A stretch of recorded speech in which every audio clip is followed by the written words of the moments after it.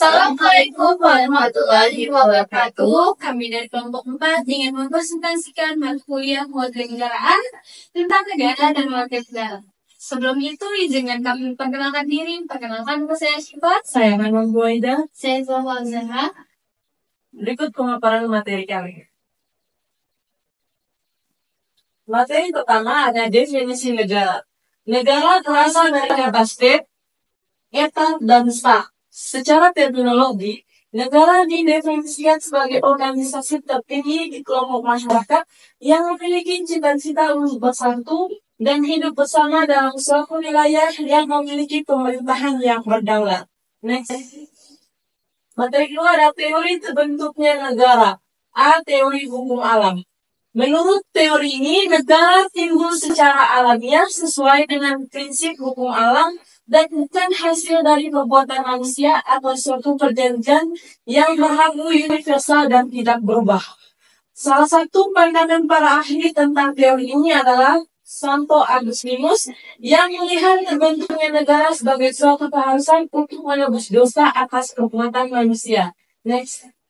Teori kedua ada teori ketuhanan atau doktrin teokritis atau teokrasi. Merupakan teori tertua dan menjelaskan tentang asal-usul negara dan menjelaskan bahwa kekuatan negara berasal dari Tuhan. Contoh, bangsa Yahudi yang percaya bahwa Tuhan menetapkan raja sebagai wakil Tuhan. Dalam teori ini dianggap bahwa menentang raja sama halnya dengan menentang Tuhan dan akan menerima kutukan.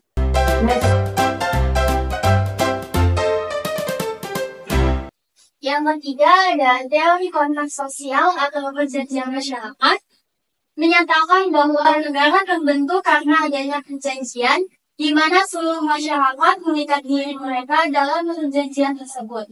Teori ini menitik beratkan negara untuk tidak berpotensi menjadi negara tirani.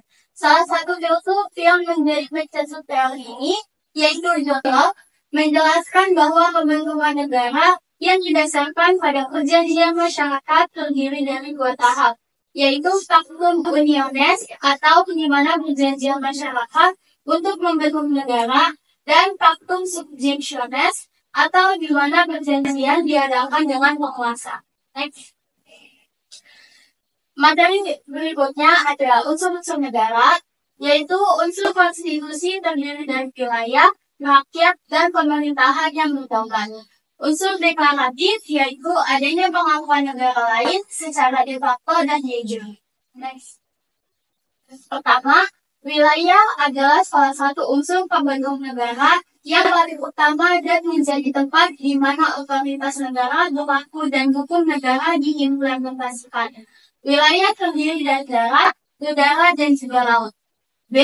Penduduk atau rakyat adalah sekumpulan orang yang memiliki tempat tinggal dalam wilayah negara dan tunduk pada pemerintahan. C. Pemerintahan yang berdaulat adalah entitas yang mengatur negara, memiliki wewenang untuk membuat aturan, menegakkan hukum, dan menjalankan fungsi administratif negara.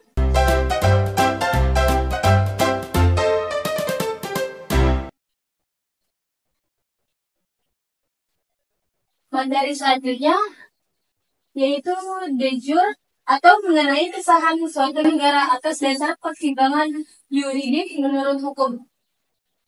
Dan yang kedua ada de facto, yaitu fakta adanya suatu negara dan memenuhi unsur utama negara, rakyat, wilayah, pemerintah yang berdaulat. Next. Materi selanjutnya ada bentuk-bentuk negara. A. Negara kesatuan adalah hal pemerintahan besar yang memegang kekuasaan tertinggi yang merdeka dan berdaulat. Di dalam negara kesatuan hanya ada satu konstitusi, satu kepala, satu dewan negeri atau kabinet, serta parlemen. Contoh negara Indonesia, Filipina, Thailand, Kamboja, dan Irak. Dan yang B, ada negara federasi atau serikat. Merupakan bentuk negara yang gabungan terdiri dari beberapa negara bagian yang memiliki otonomi yang luas, tetapi tetap berada di bawah pemerintahan federal dan sebuah negara serikat, contoh Amerika Serikat, Malaysia, Australia, Kanada, Meksiko, dan Selandia Baru, India. Next.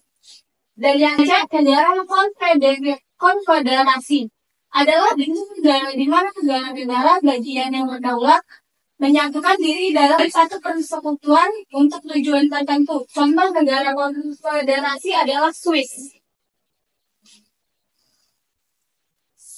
Selanjutnya ada asas-asas kewarganegaraan.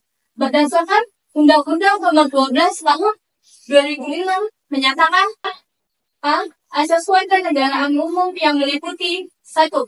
Asas kelahiran ius soli adalah asas yang menentukan kewarganegaraan seseorang berdasarkan tempat kelahirannya. Contoh, negara yang menggunakan asas ini adalah negara Argentina, Amerika, Brazil, dan Meksiko. 2. Asas keturunan atau disebut ius sanguinis merupakan asas yang menentukan kewarganegaraan seseorang sesuai dengan keturunan.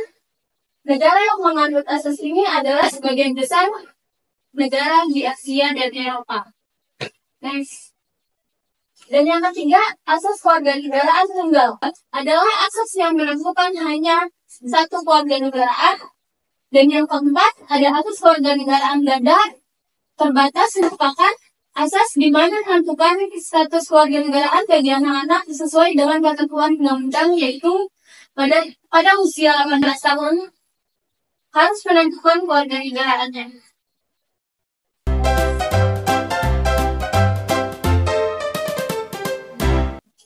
Yang B, asas kewarganegaraan khusus. Pertama, asas kesamaan dalam hukum dan pemerintahan adalah asas yang dapat menentukan bahwa setiap warga negara akan mendapatkan perlakuan yang sama dalam hukum dan pemerintahan.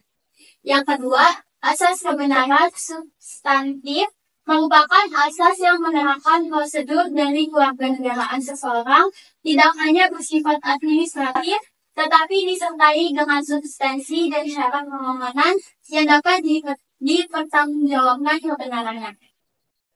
Yang ketiga, asas non-diskriminatif adalah asas yang tidak membeda-bedakan perlakuan dalam segala hal yang berhubungan dengan warga negara atas dasar sara dan jenis kelamin. Yang keempat, asas keterbukaan adalah asas yang menentukan bahwa dalam segala yang berkaitan dengan negara harus dilakukan dengan terbuka. Yang pertama ada asas pengakuan dan penghormatan pada HAM, merupakan asas yang berhubungan dengan warga negara atau menjamin dan melindungi serta memuliakan HAM. Yang kedua, asas publisitas merupakan asas yang menentukan bahwa seseorang yang memperoleh maupun kehilangan warga negara akan dipublikasikan sehingga masyarakat mengetahuinya. Next. Materi selanjutnya ada fungsi negara. Yang pertama, fungsi penertiban untuk mencapai tujuan bersama dan mencegah kericuhan dalam masyarakat.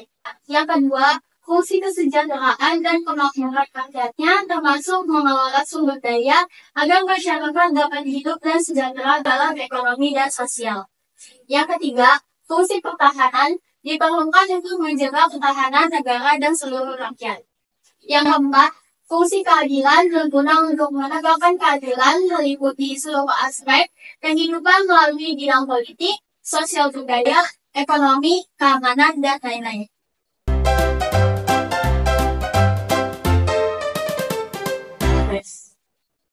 Materi selanjutnya ada konsep kewarganegaraan. Kewarganegaraan atau naturalisasi adalah suatu proses yang dilalui seseorang untuk memiliki kewarganegaraan suatu negara atau alih status melalui permohonan dan harus memenuhi syarat tertentu.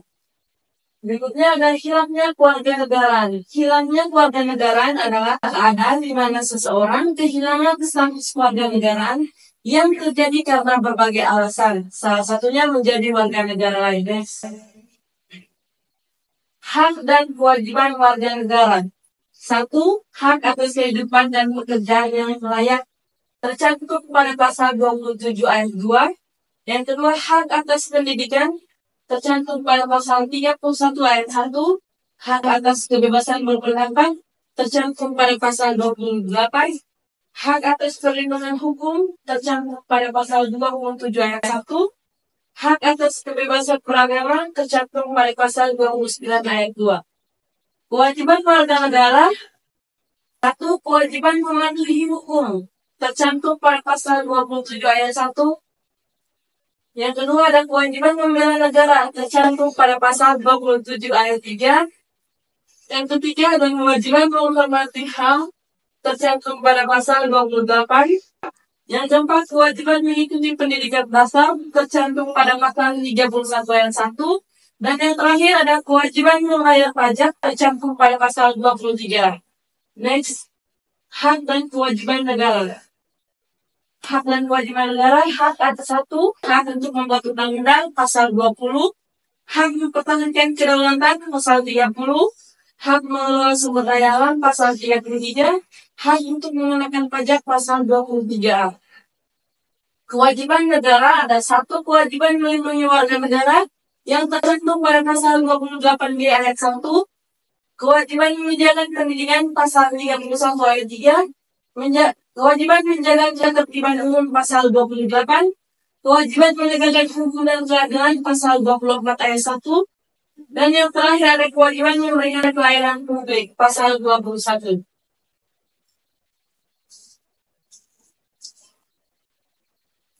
Sekian dari kami, kurang lebihnya mohon maaf. Wassalamualaikum warahmatullahi wabarakatuh.